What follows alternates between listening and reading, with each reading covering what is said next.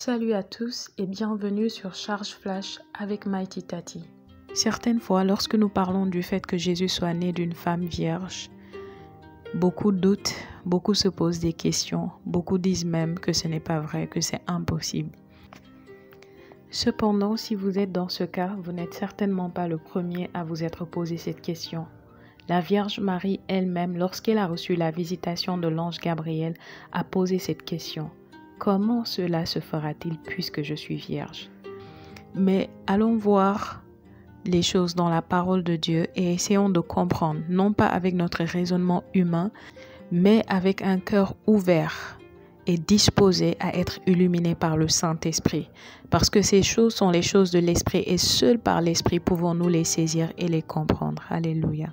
Regardons d'abord dans l'Ancien Testament lorsqu'on a annoncé ce miracle de la naissance virginale. Plus de 700 ans avant la visitation de l'ange à Marie, qu'est-ce qui se passe? Un homme de Dieu, un prophète, reçoit cette révélation et il dit qu'une vierge enfantera, ce qui n'avait jamais eu lieu depuis la création du monde. Il a annoncé que cela va arriver, qu'une femme qui n'avait jamais connu d'homme allait enfanter. Maintenant, regardez bien le nom de cet enfant qui allait naître de cette femme. Le nom, c'est Emmanuel. Emmanuel veut dire Dieu parmi nous. Luc chapitre 1, versets 31 à 35. Et voici, tu deviendras enceinte et tu enfanteras un fils et tu lui donneras le nom de Jésus. Il sera grand et sera appelé fils du Très-Haut. Et le Seigneur Dieu lui donnera le trône de David son père. Il régnera sur la maison de Jacob éternellement et son règne n'aura point de fin.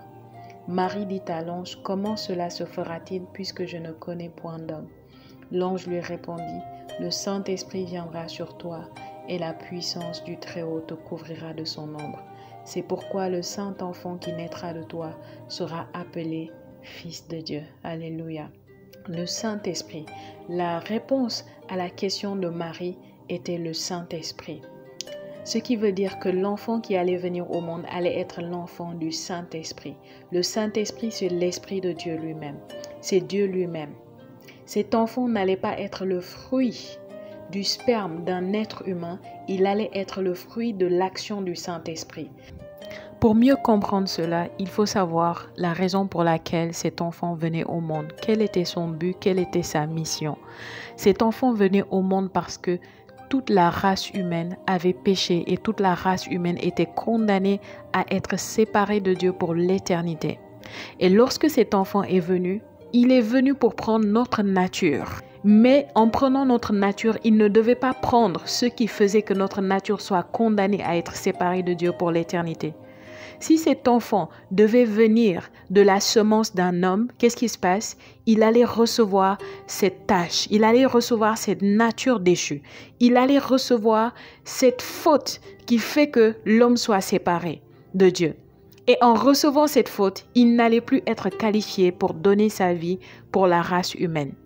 C'est pourquoi Dieu a choisi une femme, parce que la vie d'un enfant ne vient pas de la femme, mais elle vient de l'homme.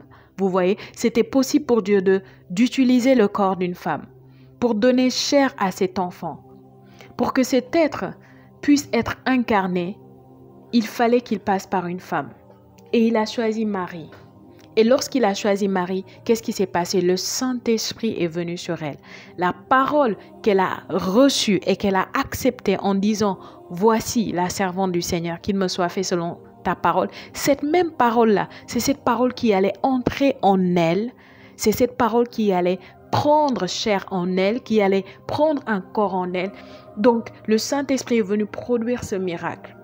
En résultat, quand l'enfant est né, l'enfant était la parole de Dieu incarnée. L'enfant était 100% humain parce qu'il avait un corps humain, parce qu'il avait tout d'un être humain. Mais en même temps, l'enfant était 100% Dieu parce que son père n'était pas Joseph. Ce n'était pas Joseph qui avait produit la semence, qui a fécondé Marie, mais c'était le Saint-Esprit qui a donné cette semence.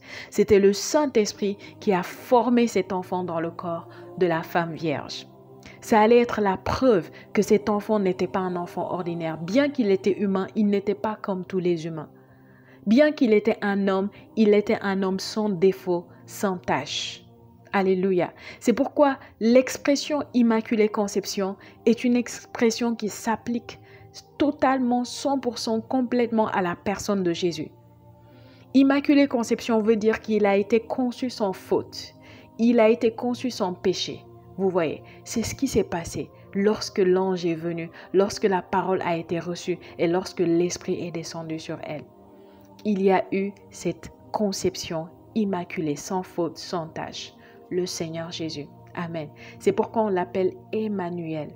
C'est Dieu qui est venu parmi nous.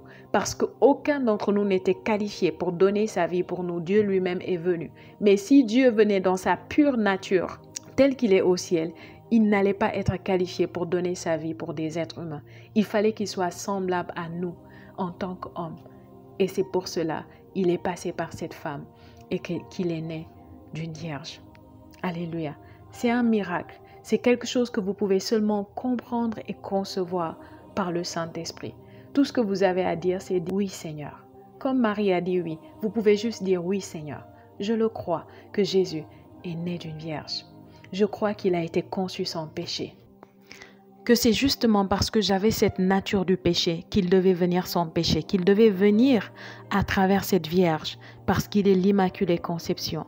Que c'est justement pour cela qu'il a été qualifié pour mourir pour moi. Et aujourd'hui, j'ai la vie grâce à lui. Aujourd'hui, je suis sans tache, je suis pure parce qu'il m'a imparti sa pureté. Il m'a imparti sa nature d'immaculée. Alléluia. En cette saison de Noël, alors que nous célébrons cette fête, c'est important pour nous de nous remémorer, pas juste d'être dans cette ambiance de fête, dans cette ambiance de célébration, bien qu'elle soit bonne, mais c'est important pour nous de méditer la réalité de ce qui s'est passé le jour de Noël, il y a 2000 ans de cela. C'est important pour nous de nous remémorer, de revisiter ces passages des Écritures et avec le Saint-Esprit, d'aller pour comprendre davantage, d'aller pour vivre ces moments à nouveau, d'aller pour voir de quel amour Dieu nous a aimés. Oui, parce que cet enfant né d'une vierge était la révélation de l'amour de Dieu pour nous. Il nous a tant aimés qu'il a tout laissé, qu'il a laissé son trône, il a laissé sa gloire, il s'est dépouillé de sa divinité. Il est venu, il a fait 9 mois dans le ventre d'une femme et il est né tout comme chacun d'entre nous, comme s'il était ordinaire. Béni soit le Seigneur. Merci d'avoir écouté Charge Flash. Likez la vidéo, laissez un commentaire, partagez et abonnez-vous si ce n'est pas encore fait.